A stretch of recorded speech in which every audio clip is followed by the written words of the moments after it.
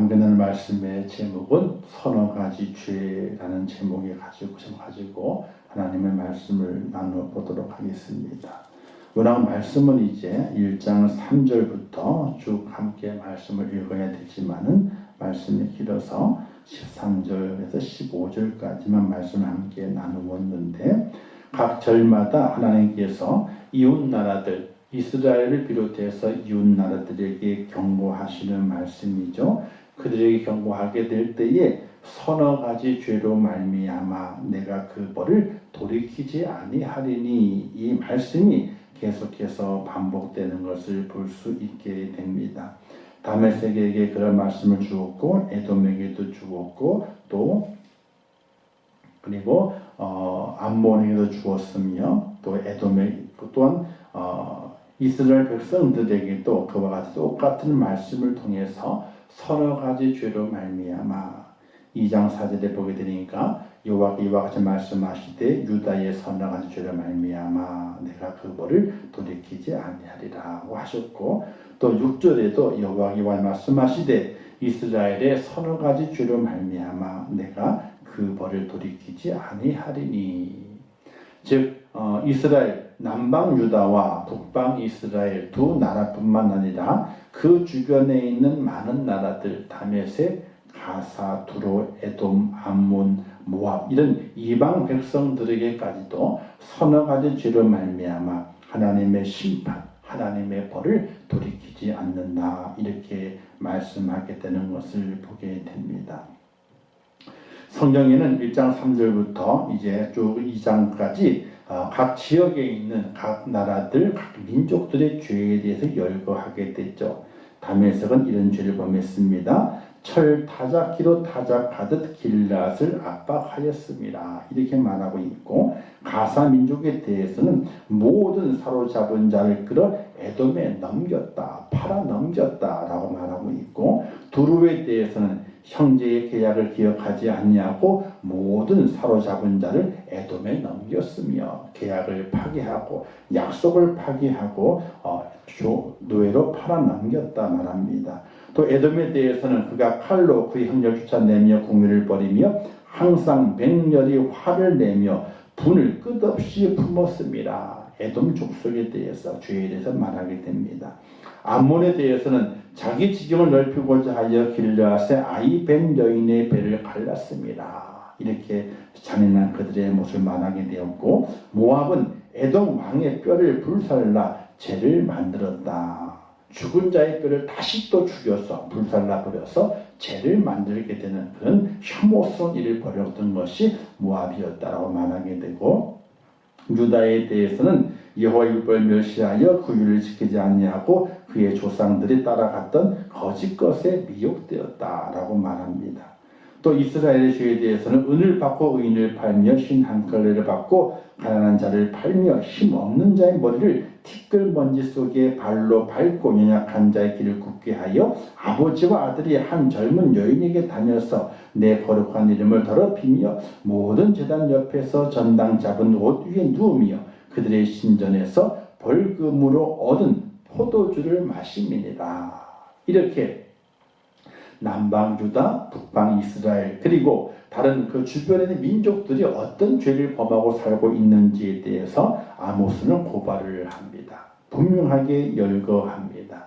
근데 그 많은 죄악들 열거하면서 서너 가지 죄로 인하여서 그 수많은 죄가 있는데 수천 가지의 죄가 있을 것입니다. 그런데 그 속에서 서너 가지 죄로 말미암아 하나님께서 심판을 돌이키지 않는다라고 말합니다. 이 말씀은 결코 용서하지 않겠다는 말씀이죠.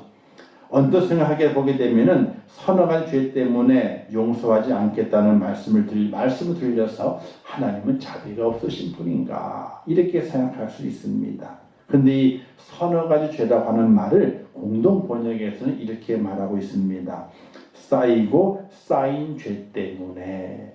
서너 가지 죄가 아니라 죄가 쌓이고 쌓였는데 그 쌓인 죄 때문에 하나님께서 벌을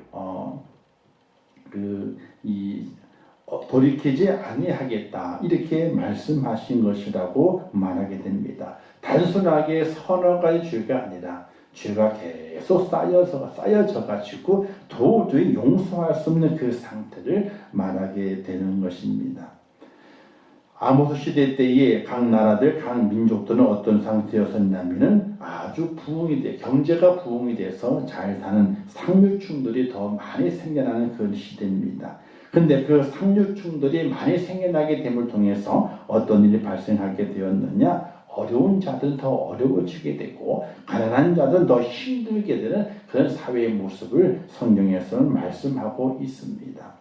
이러한 때에 가진 자들이 부패가 더 심해지게 되고 더 많은 재산을 모으기 위해서 악함을 이야기하게 되고 또 시골에 있는 사람들에게는 더 많은 세금을 부과해가지고 그들이 가난해져서 자기 자식들을 노예로 팔아버려야 되는 그런 일도 허다히 일어나는 사회적인 이 범죄가 죄의 모습이 아주 많은 시대를 말하게 됩니다. 하나님께서 그 모든 시대를 바라보면서 모든 민족을 바라보면서 저들의 모습이 분명히 잘못되었다고 하는 것을 지적하게 되는 것입니다. 그래서 각 나라들이 지었던 죄를 열거하고 또 그 죄를 열거하면서 서너 가지 죄로 인해서 너희들의 죄가 쌓이게 됨을 통해서 내가 도저히 벌을 내지 않고는 견딜 수가 없다고 하는 하나님의 그 마음을 보여주고 있는 것입니다. 오늘 우리가 살아가게 될 때 우리는 죄를 짓지 않고 살겠다고 다짐을 하지만은 우리의 삶 속에서도 죄를 짓지 않을 수가 없습니다. 그런데 가만히 보게 되면 죄가 쌓여져 가고 있음에도 불구하고 죄가 쌓여져 가고 있는지 모르고 살아가는 우리의 모습을 발견해 보게 됩니다. 우리는 죄에 대해 생각하게 될 때에 사람을 죽였다. 큰 죄지. 그러나 사람을 매일 죽이지는 않거든요. 한 번 실수해 죽일 수도 있지만 계속 연속적으로 사람을 죽이는 살인마가 되는 경우는 극히 드물게 됩니다. 또 다른 사람을 속여서 물질적인 손을 크게 입혔다 할지라도 그 크게 입혔던 것이 한두 번에 거치지 계속해서 인생을 그렇게 살아갈 수 있는 사람은 그렇게 많지 않습니다. 그렇다 하나님이 말씀하시는 서너 가지 죄라고 하는 것은 무엇을 의미하게 되는가? 하나하나의 죄의 명을 말하고 있는 것이 아니라 그 죄를 지을 수밖에 없는 그 마음의 상태, 인격적인 그 마음의 상태를 이야기하고 있다라고 볼 수 있게 되는 것입니다.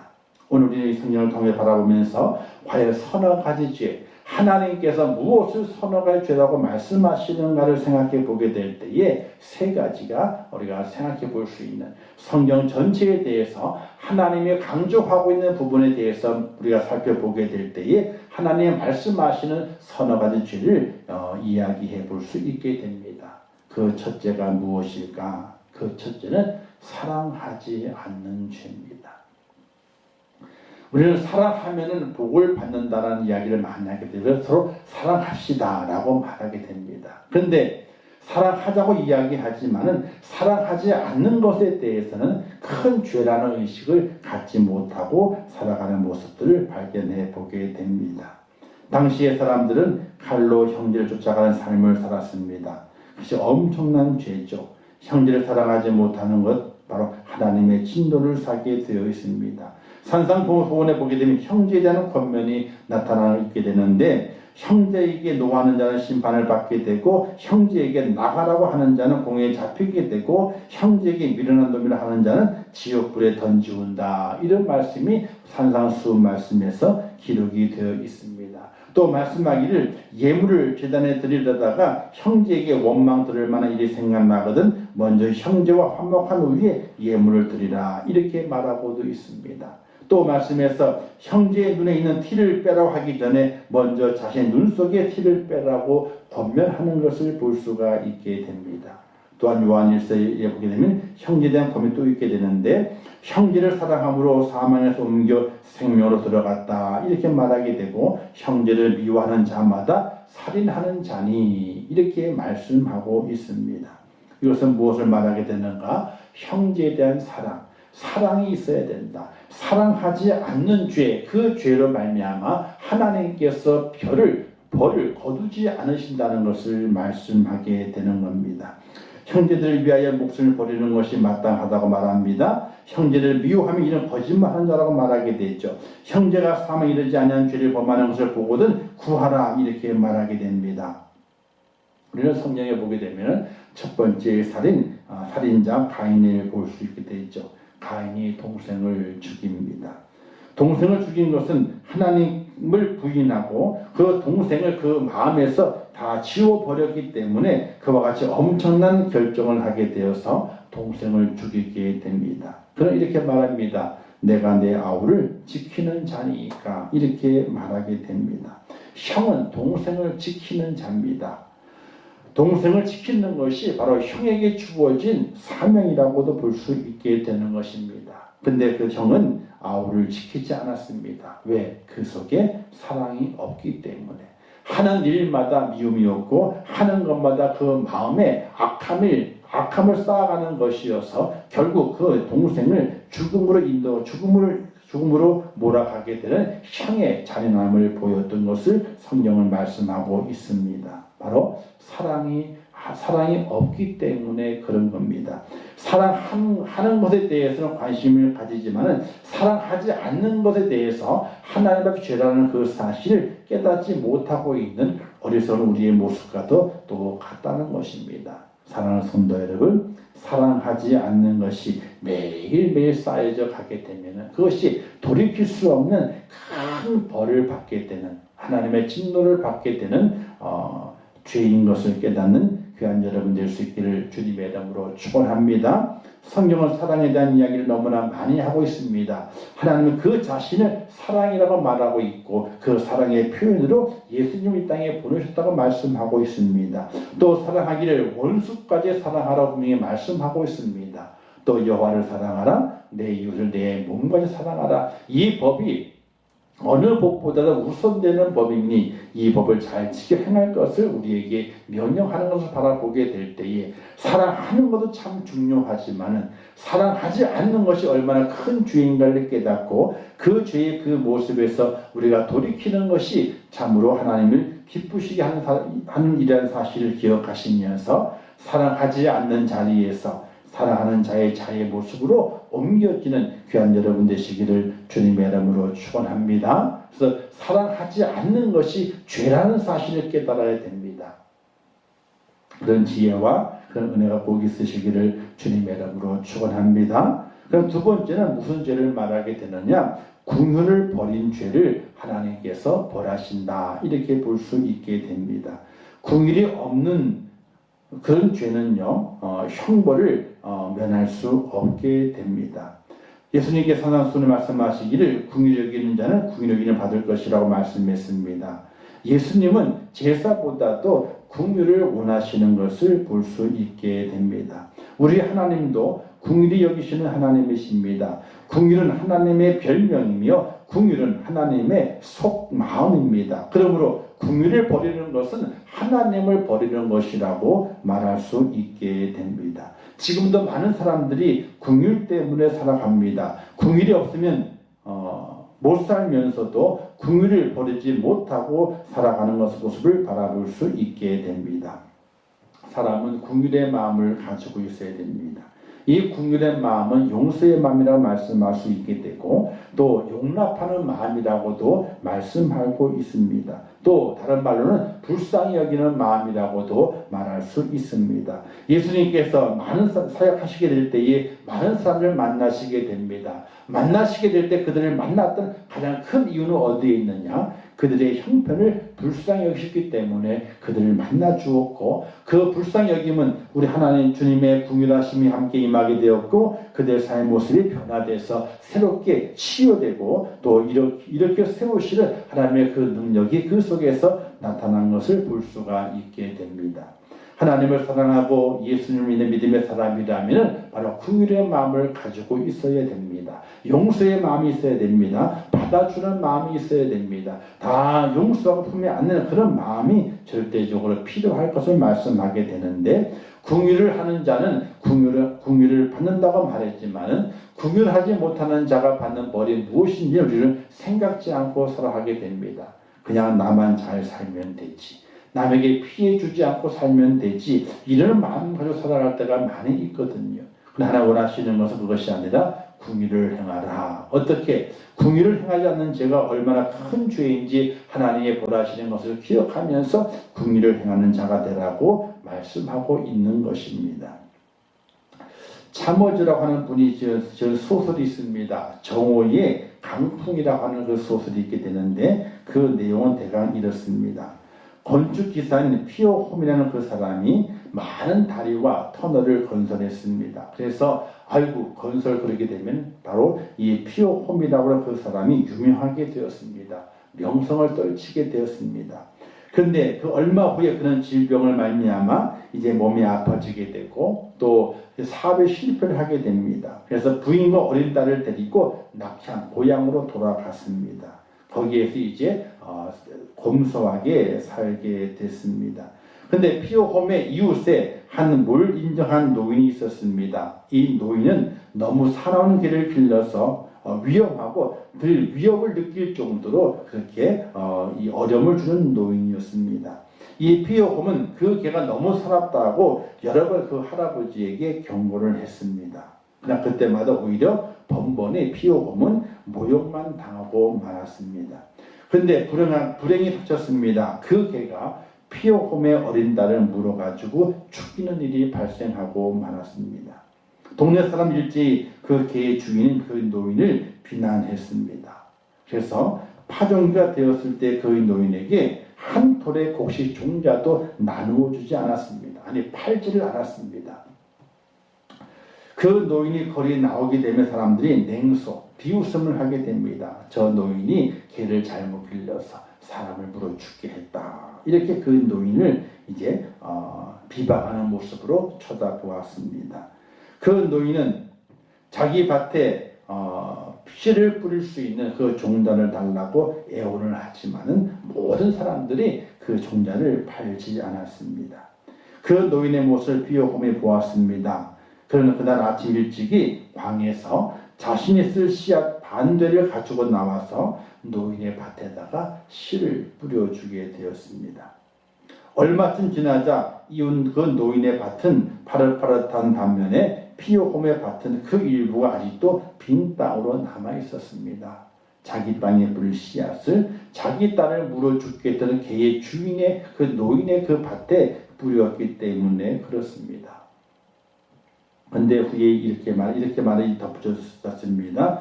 궁휼은 원수의 밭에 좋은 씨를 뿌리도록 요구하는 것이다. 이런 깨달음을 주게 됩니다. 궁휼이라고 하는 것이 아니라 원수의 밭에 좋은 씨를 뿌리도록 요구하는 것이 바로 궁휼이다. 오늘 우리 그리스도의 삶의 모습에서 받는 교훈이 아주 큽니다. 주님께 우리를 원수를 사랑하라 말씀하셨고 너를 핍박하는 자를 위해서 기도하라 말씀하셨는데 과연 우리는 그 원수에게 어떻게 대해 오고 있었다는 사실을 돌이켜보게 될 때에 궁휼이 아니었습니다. 그러나 그런 궁휼을 버린 것도 하나님 앞에서 죄가 된다. 이렇게 성경은 말씀하게 되는 것입니다. 이 궁휼의 마음을 버리게 되면 그것이 자꾸만 쌓이다 보게 되면 그 죄가 아주 커져서 우리의 마음은 강팍해지게 되고 피 한 방울 나오지 않는 그런 자가 되어서 하나님의 뜻을 펼치는 데에 부족한 자가 되기 때문에 하나님께서는 궁휼을 버린 죄를 벌하신다. 이렇게 말씀하게 됩니다. 사랑하는 성도 여러분, 우리의 마음이 궁휼의 마음이 있어야 됩니다. 용서의 마음이 있어야 됩니다. 그리고 우리의 마음이 아주 부드러워서 내게 오는 많은 여러 가지 어려움과 고난과 환난들을 그대로 내 마음으로 다 받아 저장할 수 있는, 녹일 수 있는 그런 마음의 모습이 오늘 우리에게 절대적으로 필요한 것입니다. 궁휼을 베푸는 것 참 좋죠. 상을 받는 것이라고 칭찬합니다. 그러나 궁휼을 버리게 되고 궁휼하지 않는 것이 죄라고 하는 그 사실은 잘 인식하지 못하고 살아가게 되는 것입니다. 사랑하는 성도 여러분, 궁휼을 행하지 않는 것이 죄라는 사실을 꼭 기억하시면서 이 땅 살아가게 될 때에 우리 주님께서 궁휼을 베푸시고 우리를 사랑하시고 우리를 안아주셨던 것처럼 우리 또한 긍휼을 베풀 수 있는 하나님의 사람이 되어서 죄와는 멀어지고 하나님의 의와는 가까워지는 그런 축복자가 꼭 될 수 있기를 주님의 이름으로 축원합니다. 마지막 세 번째는 노를 바라는 죄를 말하게 됩니다. 사람이 노를 바라는 경우는 언제입니까? 아무 때나 노를 바랍니다. 사람들이 아무 때나 노를 바라는 것은 자기를 통제하지 못하기 때문입니다. 그래서 잠언 22장 24절 말씀에서는 노를 품는 자와 사귀지 말며 울분한 자와 동행하지 말지니라고 말하게 됩니다. 왜 노를 품는 자와 사귀지 말라고 말씀하십니까? 노를 품는 자는 미친 자이기 때문에 그렇습니다. 왜 미친 자인가? 영어에서 노하다고 하는 그 말은 단어를 매드라는 단어를 쓰게 되는데 이 매드라는 그 단어의 원뜻은 바로 미쳤다는 말이기 때문에 그렇습니다. 또 예레미야서 4장 11절 말씀하시기를 여호와께서 불을 발하시며 맹렬한 노를 쏟으시며 시온에 불을 피우사 그 지들을 사르셨도다 이렇게 말하게 되는데 바로 하나님의 노와 분을 말씀해 주시는 보게 됩니다. 하나님의 분노는요 참으로 무섭죠. 근데 하나님의 그 노가 많이 나오기는 하지만은 하나님께서 엄청나게 절제된 모습으로 노를 바라신다고 말씀하게 됩니다. 시편 78편 38절 말씀하기를 그 진노를 여러 번 돌이키시며 그 분을 다 바라지 아니하셨으니 라고 말씀하게 됩니다. 하나님도 노를 바라시지만 그 노를 다 발해 놓으시는 것이 아니라 하나님의 그 진노를 여러 번 돌이키셔서 노를 바라지 않는 참아내신 하나님인 것을 성경은 증거하고 있는 것을 보게 됩니다. 하나님은 분내는 것을 싫어하십니다. 하나님은 사람을 죽일 만큼 화를 내지 않습니다. 하나님은 사람을 멸망시킬 만큼 분을 내지 않으십니다. 또 하나님은 분을 바라지 않으시려고 하시게 됩니다. 오히려 하나님께서 사람에 대해서 분내시는 것은 죽이시려 분내시는 것이 아니라 오히려 그를 살리시려고 분을 내시는 것을 볼 수 있게 됩니다. 즉 하나님은 사람에게 분내는 것은 그를 살리려고 분을 내시는 겁니다. 왜? 사랑하기 때문에 그렇습니다. 오늘 우리 현대인들은 분을 풀려 하지 않고 분을 품고 살려고 합니다. 사람의 분노는 살인을 불러일으킵니다. 사람들은 분을 내며 사람을 죽이기도 하고 자신을 죽이기도 합니다. 인간의 첫 살인도 그 분 때문에 분을 이기지 못해서 살인을 저지르게 되지 않습니까? 이 분노에 대한 표현이요 민족마다 좀 다양하게 그 분노를 표현한다고 말하게 됩니다. 아프리카에 있는 먼데 쪽은 분노를 베인 마음이다 이렇게 표현한다고 합니다. 칼로 베는 겁니다. 그리고 인디언족은요 쪼개는 마음이라고 표현하게 됩니다. 하나가 되지 않고 둘로 나누어지는 마음을 분노라 이렇게 표현하게 됩니다. 멕시코에서 있는 치파스 초트칠족을 이렇게 말하게 됩니다. 달구어진 마음이라 밝게 달구어져서 태우는 거죠. 그런 것을 분노라고 표현하게 되고 과테말라에서는요 붉은 영혼이라고 표현하게 되고 서부 아프리카의 마시족은 썩은 마음이라 이렇게 표현합니다. 다 같이 한결같이 이 분노라고 하는 것은 좋은 것이 아니라 파괴적이고 상처를 주는 것이 바로 이 분노의 마음이라고 표현을 하게 되는 것입니다. 그래서 오늘 우리 사는 하나님의 사람은 이 분노를 멀리하는 하나님의 사람이 되어야 됩니다.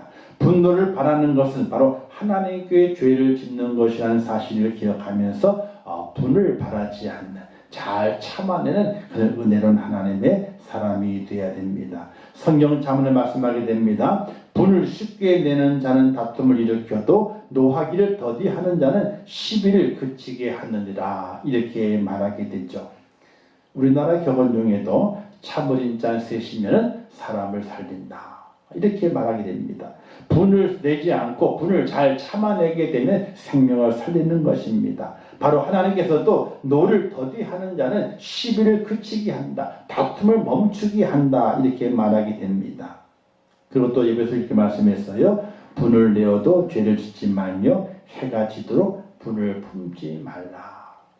분을 낼 수 있지만은 그 분을 죄로 연결하지 않기 위해서 내 마음속에 분을 품지 않고 살아야 됩니다. 우리나라 많은 어르신들이 이런 이야기 하게 되죠. 병원에 갑니다. 아프다 그럽니다. 근데 진단하기를 아이고 화가 많으시네요. 화가 뭡니까? 불이거든요. 이 불이 마음에 많은 거예요. 이 불이 마음에 많음을 통해서 온갖 질병들이, 마음의 질병들이, 육신의 질병들이 이 화를 통해서 온다라고 이야기를 하게 됩니다. 그래서 한의하시는 분들이 맥을 딱 짚어보게 되면은 아이고 어르신 분이 많네요. 속에 열이 많아요. 열이 많아. 이게 뭐예요? 바로 이 분이 많다는 거예요.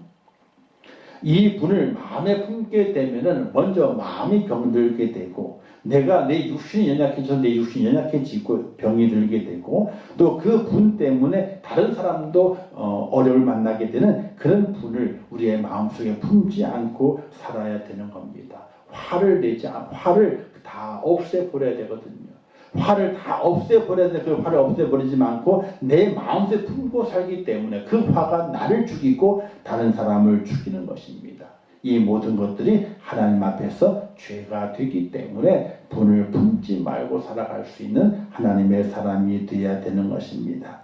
분을 내는 것은 자기 자신을 잃어버리게 됩니다. 나를 잃어버리는 것은 어떻게 됩니까? 나의 존재를 만들어주신 하나님을 욕되게 하는 것입니다. 나를 존귀하게 여기고 나를 귀중히 여기고 나를 세워가는 것은 먼저 내 속에 분을 품지 않게 될 때에 노를 품지 않게 될 때에 그때 그와 같은 놀라운 은혜를 이루어가는 것입니다. 또한 그 노를 바라게 되게 되면은 다른 사람의 해를 끼치기 때문에 다른 사람의 생명을 위해하기 때문에 이 또한 하나님께 죄를 짓는 것이어서 우리는 노를 품지 않는 분을 품지 않는 그런 모습으로 하나님 앞에 설 수 있는 하나님의 사람이 되어야 하는 것입니다. 그럼 어떻게 분을 품지 않고 살아갈 수 있습니까? 우리의 삶에 주어진 일들을 바라보게 될 때에 화가 날 때가 있지요. 그 화로 말미암아 내 감정을 어찌할 수 없어서 자제할 수 없어서 이를 벌리는 경우들이 간혹 있는 것을 보게 됩니다. 주변의 많은 사건들을 바라보게 될 때에 가만히 살펴보게 되면은 대부분이 화를 참지 못해서 그 사건을 일으키게 됩니다. 다른 사람에게 위해를 가하게 되고 결국 그 자신에게 그 벌이 돌아와서 자신도 망가지게 되는 그런 모습을 확인해 볼 수 있게 됩니다. 조금 참았으면은 조금 분을 사귀었으면 분을 내지 않았다면 그 사건이 일어나지 않았을 것인데 나중에 후회를 해도 쏟아보낸 물과 같기 때문에 우리는 후회도 소용이 없는 그런 모습을 발견하면서 고개를 떨구고 있는 사람들을 우리가 확인해 볼 수 있게 됩니다. 우리 믿음의 성도는 절대로 고개를 떨구는 자가 아니라 우리 속에 분이 날지라도 그 분을 잘 참아내고 이겨낼 수 있는 하나님의 사람이 되어서 고개를 떨구는 자가 아니라 고개를 세우고 하나님의 영광을 드러낼 수 있는 그 축복의 자리에 우리가 들어갈 수 있어야 되는 것입니다. 누구처럼? 바로 스데반 집사님처럼 또 누구처럼? 바로 우리 예수님처럼 또 누구처럼? 사도 바울처럼 주님의 제자들처럼 마음에 분을 품지 아니하고 그 분을 잘 참고 인내하면서 믿음으로 견뎌내면서 하나님의 의를 세워가고 하나님의 용서를 드러내고 하나님의 사랑을 실천하고 또 하나님의 인내를 실천하는 그들처럼 오늘 우리 그리스도인들도 그와 같은 삶을 사는 것을 하나님께서 절대적으로 기뻐하신다는 사실입니다. 사랑하는 성도 여러분, 여러분의 마음속에서 분을 다 내버리시기를 주님의 이름으로 축원합니다. 분내는 것 하나님이 싫어하신 것이고 그것이 바로 죄가 된다는 사실입니다. 제가 간혹 말씀을 드렸던 세븐이라고 하는 그런 영화가 있습니다. 단테 신곡이 나오는 인간이 짓는 7가지 큰 죄에 대해서 좀 열거하면서 그 죄를 파헤쳐가게 되는 그런 소설입니다. 그 소설의 맨 마지막에 죄가 뭔지 아십니까? 마지막에 그 죄는 뭐냐면 분노라고 하는 죄입니다. 이 분노가 왜 마지막의 죄인가? 이 분노는 범죄한 자, 범죄를 일으킨 자도 이제 망하지만 그 범죄자 때문에 분노한 자도 망하게 된다고 하는 그런 결론을 나중에 보여주고 있게 되는 것을 보게 됩니다. 참 안타까운 모습이거든요. 마지막 그 광경이 지금도 생생합니다. 한 살인자가 있습니다. 여러 번 살인 쭉 거쳐가지고 이제 마지막까지 왔습니다.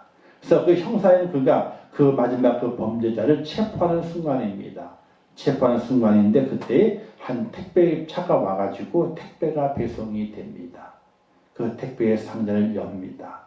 근데 그 안에 형사, 그 젊은 형사의 아내의 머리가 담겨져 있습니다.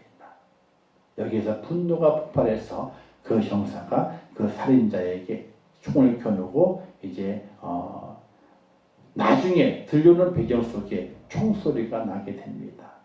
죽였는지 아니면 안 죽였는지 그 결론은 없지만 총소리만이 나중에 들리게 됩니다. 아내의 그 머리만 있는 그 아내를 봤을 때 이 형사가 너무나 격분하게 됩니다. 격분한 그 모습으로 총을 그 머리에 겨누고 있는 모습으로 장면이 끝나면서 이제 허공을 가리게 될 때 총소리가 땅 하고 나게 됩니다. 과연 쐈을까? 아니면 안 쐈을까? 여기에 이제 퀘션 마크가 붙어 있지만은 바로 이와 같이 분노라고 하는 것은 범죄한 이도 당연히 그 죄로 말미암아 대가를 치르지만은 의로운 자도 분을 일으키게 됨을 통해서 죄인과 똑같이 될 수도 있다고 하는 것을 우리에게 경고해 주고 있는 그 모습이 바로 이 분노로 하는 죄에 대한 것을 이야기하게 되는 것입니다. 결국 누가 죄를 지었느냐? 의로운 자가 죄를 짓는 것이 분노라고 하는 겁니다. 세상에 많은 것들이 우리의 삶 속에 우리를 분을 일으키고 화를 일으키는 것들이 얼마나 많이 있는지 모릅니다. 많은 생활 속에서 또 사건 속에서 사람을 통해서 우리에게 화가 일어나게 되고 불이 일어나게 되는 그런 모습의 사건들이 우리에게 올 때가 있습니다. 과연 의인이라면, 믿음의 사람이라면 그 순간을 어떻게 이겨낼 것인가? 바로 분을 품지 않고 분을 바라지 않는 모습이 그 순간 이겨낼 수 있는 지혜로운 자가 될 수가 있다는 사실입니다. 끝까지 참아내야 됩니다. 주님 오실 때까지 참아내야 됩니다. 결단코 내가 화를 발휘해서 나를 죽이는 자의 모습이 아니라 하나님께 벌을 받는 자의 모습이 아니라 끝까지 참아내게 됨을 통해서 하나님의 사랑과 긍휼을 입는 그런 축복자로 우리가 세워져야 한다는 사실입니다. 사랑하는 성도 여러분, 하나님 보시기에 이 아모스 시대의 이스라엘 백성들과 많은 민족들은 이렇게 사랑하지 못했습니다. 또 긍휼을 베풀지 못했습니다. 또 자신들 속에 있던 그 분을 참아내지 못해서 서로 민족 간에 죽이는 엄청난 살육을 불러일으키게 되었고 사람을 팔게 되는 이 노예로 팔게 되는 그런 일도 자행했으며 얼마나 잔인했다면은 아기 벤 자들이 여인의 배를 갈라가지고 그렇게 참혹한 일들도 서슴지 않고 버렸던 것이 그 당대의 사람들의 모습인 것입니다. 하나님은 그들의 모든 죄를 열거하지 않습니다. 그러나 그들 속에서 사랑이 없으므로 사랑이 없는 죄, 그 죄를 지었을 때는 내가 돌이키지 않으리라. 또 긍휼을 베풀지 않는 그들의 모습 바라보면서 나도 너희에게 긍휼을 베풀지 않으리라. 또 분을 참지 못하는 그들 죄를 바라보면서 나도 너희에게 분을 참지 않으리라. 이러면서 그들을 심판하겠다라고 하나님께서 말씀하시게 됩니다. 결국 그 말씀은 이루어집니다. 많은 민족들이 심판을 당합니다. 그 당시 아수르와 바벨을 통해서 심판을 당합니다. 남방 유다, 북방 이스라엘도 아수르에게 또 바벨론의 멸망을 당해서 하나님의 심판을 받습니다. 사랑하지 못했기 때문에, 긍휼을 베풀지 못했기 때문에, 분을 참아내지 못했기 때문에 하나님께서 그들을 심판해 버리고 말았다는 사실입니다. 그 다음 오늘 우리 시대를 바라보기 바라겠습니다. 과연 사랑이 있습니까? 이 시대를 바라보게 될 때에 살기 좋아졌다 그러게 되고 경제적으로 풍요로워졌다 하지만 사랑이 없습니다. 사랑하지 않습니다. 사랑하지 않음에도 그것이 죄인지 모르고 살아가게 됩니다. 우리 믿음의 사람은 그렇게 살면 안 됩니다. 사랑하지 않는 것이 죄다. 이걸 깨닫고 사랑하며 살아갈 수 있어야 됩니다. 또 긍휼을 베풀지 않습니다. 긍휼을 베풀지 않는 것이 죄라는 사실을 잊어버리고 살아갑니다. 그저 사람을 죽이는 건 죄고 남의 물을 훔치는 건 죄인 줄 알았지 긍휼을 베풀지 않는 것이 죄라는 그 사실을 깨닫지 못하고 살아갑니다. 그래서 긍휼이 없습니다. 그러나 우리 믿음의 사람은 긍휼을 베풀지 않는 것이라는 사실을 기억하면서 긍휼을 베푸는 자가 되어야 됩니다. 그리고 분을 잘 참아내야 됩니다. 사람들이 불을 못 참죠. 조금만 부딪혀도 얼굴을 붉힙니다. 실수로 발을 밟았다 할지라도 얼굴을 붉힙니다. 근데 재미난 예화가 있는데 선진국, 미국 같은 데 보게 되면은 한참 이제 미국이 잘 나가게 될 때에 성경적으로 또 교회적으로 또 사회적으로 잘 나가게 될 때에 버스를 타다 보게 되면은 발을 밟힌답니다. 그럼 누가 먼저 사과하느냐? 발을 밟은 사람이 사과하는 것이 아니라 발을 밟힌 사람이 먼저 사과를 한답니다. 미안하다고. 당신이 발을 띄울 때에 내가 그 밑으로 발을 집어넣어 가지고 당신 나를 밟게 해서 미안하다고 이렇게 먼저 쏘리라고 사과를 한답니다. 이때 어떻게 서로가 미안하다고 하면서 서로 밟았지만 그 관계가 좋은 관계가 된다는 겁니다. 그래서 이런 말이 있습니다. 외국에 가가지고 이렇게 생활하게 될 때에 이 한마디만 잘하게 되면요 금방 관계가 다 좋아진답니다. 첫 번째 말이 있는데 뭐냐면 sorry, 미안합니다. 내가 말을 잘 못해서 미안합니다.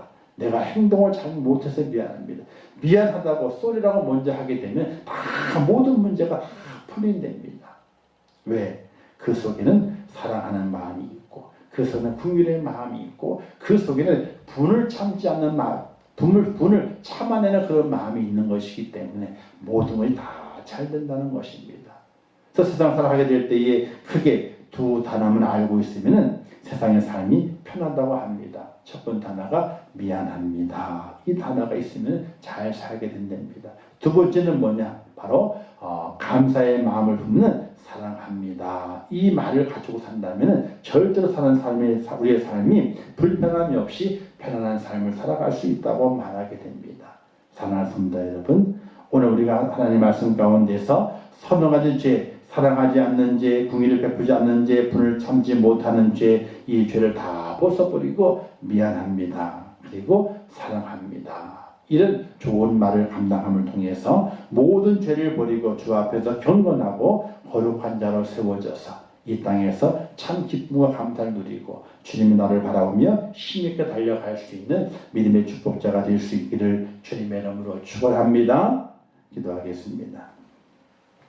좋으신 아버지 하나님 은혜를 감사합니다. 오늘 저희들에게 귀한 말씀을 주셨습니다. 서너 가지 죄로 말미암아 이스라엘 백성들과 또 주변의 많은 민족들이 하나님의 벌을 면할 수 없는 그런 지경에 빠져서 결국 하나님 그들을 심판하십니다. 아수를 통해 심판하시게 되고 바벨을 통해서 그들을 심판하시게 됩니다. 오늘 우리가 그 모습을 바라보면서 우리의 삶 속에는 서너 가지 죄가 있지 않는 돌아보게 도와주시옵소서. 하나님 아버지, 살아가지 않는 것도 죄임을 깨닫게 하셔서 사랑하며 살게 하시고 긍휼을 베풀지 않는 것도 죄임을 깨닫게 하시어서 긍휼을 베풀며 살게 하시고 불을 참지 못하는 것도 죄임을 깨닫게 하시어서 내 속에 불을 품지 아니하고 용서하고 또 그를 용납해 줄 수 있는 은혜로운 그런 마음을 저희들에게 허락하여 주시옵소서. 오늘 말씀을 잘 기억하고 이 말씀을 잘 행함으로 하나님의 의를 이루고 하나님의 뜻을 펼쳐갈 수 있는 저희가 될 수 있도록 인도하여 주시옵소서. 함께 하실 것을 믿습니다. 예수님의 이름으로 기도하옵나이다. 아멘. 주기도문 하겠습니다. 하늘에 계신 우리 아버지여, 이름이 거룩히 여김을 받으시오며 나라에 임하옵시오며 뜻이 하늘에서 이룬 것 같이 땅에서도 이루어지이다.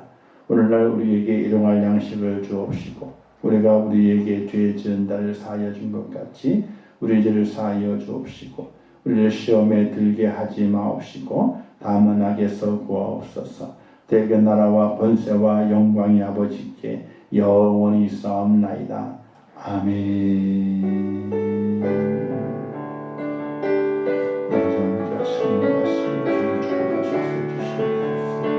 하나님의 대하시는 믿음을